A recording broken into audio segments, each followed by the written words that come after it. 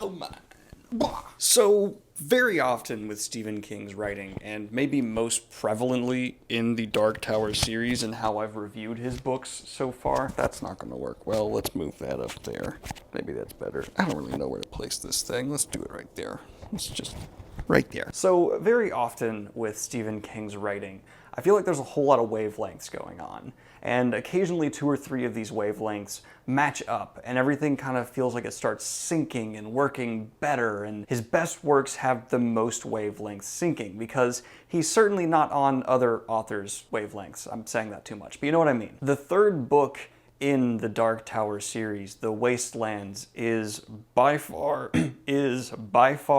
the most wavelength syncing happening so far from Stephen King I've read. This might be my second favorite, maybe third favorite Stephen King book now. It's The Stand, and it's now The Wasteland are going to be battling it out a little bit. Pet Sematary coming next from Stephen King for me, and I'm very excited to get into that because people have told me it'll like ruin my life, and my life needs some ruining. But I was just really stunned by a sudden uptake for the Dark Tower series for me, because if you've seen my previous reviews, I've been lukewarm on it. I don't think it's bad, it just hasn't really vibed with me. And while I'll still say this is not going to be my favorite fantasy series of all time, or even close, this particular book stands out above the rest as the best so far by a large stretch to me. I thoroughly enjoyed this one, especially the pacing. This book is non-stop while never being exhausting. It keeps it going, the energy's there, but it doesn't feel like it's trying to be too action-packed just to keep you engaged. The characterization for the trio is also on point.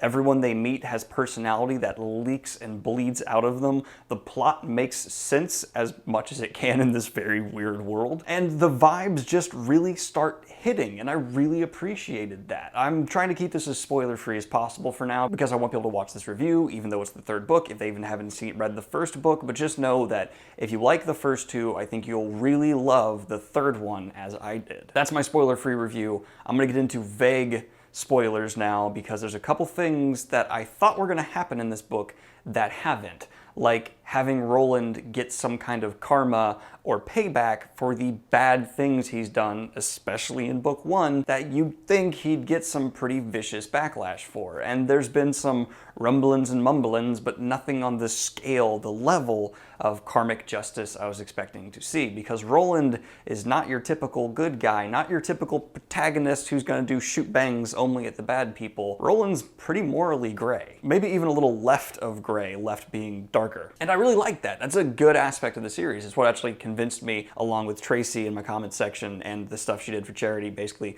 being like, Daniel, read it for charity because I'll donate a lot. And I was like, of course I will, thank you. Also, Tracy, thank you. This is now one of my favorite Stephen King books, and it's because of you pushing me to keep reading, so thank you, you're awesome. But, that being said, I really do enjoy the fact that he's not just this moral beacon of, oh, he's a great guy. And this book also doubles down on that. Pretty much every character we're following here, except for Eddie, you could say is just kind of a good guy, though not 100%. It just works, and they feel like real people, which, if there's one thing that's been consistent in all of my Stephen King reviews, he does not write heroes and villains. He writes people and bad people and demons and monsters. So you're kind of in a scale there. No one feels like the typical heroic, I'm here to save the day guy. They always just feel like a dude or chick putting up with a situation that sucks. I guess that's like the foundation for a Stephen King book. Take a dude or chick, or a group of dudes and chickettes, and put them in a situation that's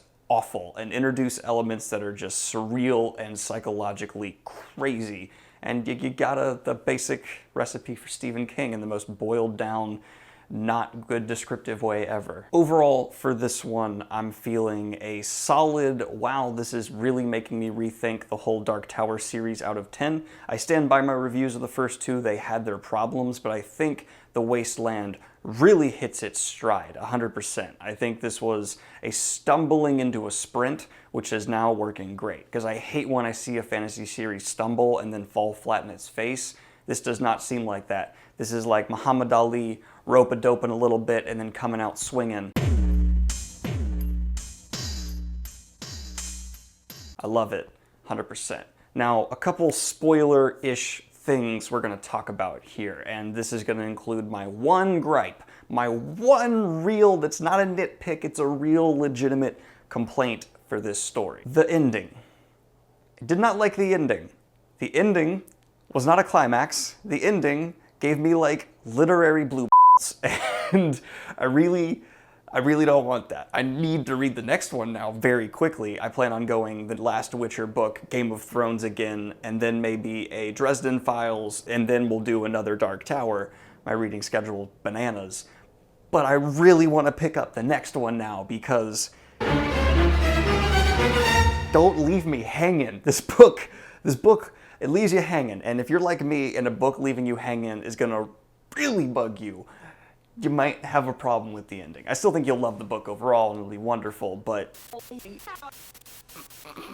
Stephen King's ignoring typical plot structure and pacing is usually a very good thing, and I think it is still for this book, but wow, his disregard for like ending things really stands out very strong here. So that is a thing. That is prevalent, and I'm still not going to go full-on spoilers because I know a lot of you dirty people, you watch my videos even if you haven't read the book all the way to the end, which I appreciate. It's great for the YouTube algorithm, but, you know, I don't want to actually ruin the book for you. This is wonderful. It's now, this single book has shifted me from going kind of recommending Dark Tower to people to full-on push through the first two. If you like them, great. If you don't, trust me, the third one's going to make up for it because hot diggity dog, I sure did like it quite a bit. That's it out of 10. The whole video of everything I've said to now out of 10. That's my review. Hope you guys enjoyed this video. Quick couple cleanup things that I need to mention for y'all. So the rhetoric videos, I've gotten some mixed responses on that. And to be honest, the responses I got that were like, don't do it, it's gonna be terrible, I hate that you're doing this, have made me be like, I'm totally gonna do this, because there was no logic or reason behind them. It was just like, I don't want you to, don't.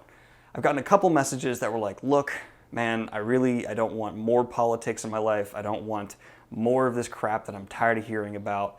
Just stick to the book, stick to things that aren't going to affect how I view you politically, because, you know, you change how you see someone when you learn their political viewpoints a little bit.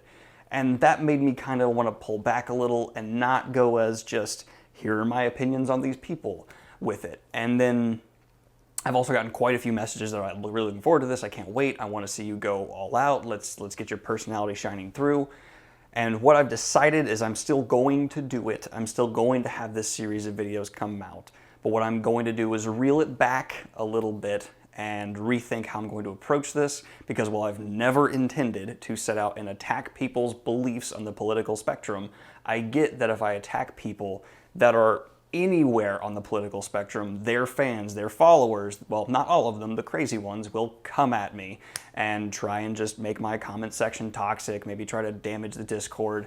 And with the amazing work people like Yannick and Noshi have done, I don't know your real name, Noshi. I don't want to just throw them under the bus to deal with this added stress, even though they have not said this to me. This is just me kind of thinking in my own head. So I'm going to rethink how I'm going to approach this. It's still happening. It just might be happening in a different way. Of course, there's going to be someone in the comment sections like, you coward. But I also just don't want to add to the political stress that currently exists. And I think I'm going to somehow shape these videos to be politically unifying rather than politically polarizing. And that's a challenge that I will have to mull over for the next couple of weeks. And that's going to be now the end goal mission. Aside from just being educational about these topics I care deeply about, I'm also going to try and have them be something that we can both agree on, maybe understand each other a little better, because every political difference can be talked about civilly, and that is something I want to encourage, embrace, and enhance as with my little tiny megaphone on the internet. So that's my mission for those videos, so expect them out probably after the holidays even, because I'll be seeing family and stuff, and I don't want to deal with the stress of like some kind of backlash during the holidays. So that's it, guys. Hope you enjoyed this video. Like and subscribe if you have not already. Hit the Patreon if you want to support what I do here. Obviously the Nutella is not very well hidden. I had my first day at a new job today, and I just kind of was like, you know what? There. So in the Discord server, that's not really a challenge. You already took the screenshot, Nerve, and posted it up super proudly like, I found it. That's not impressive. All right, that's it, guys. I'm rambling too much. Have a good one, y'all. Peace.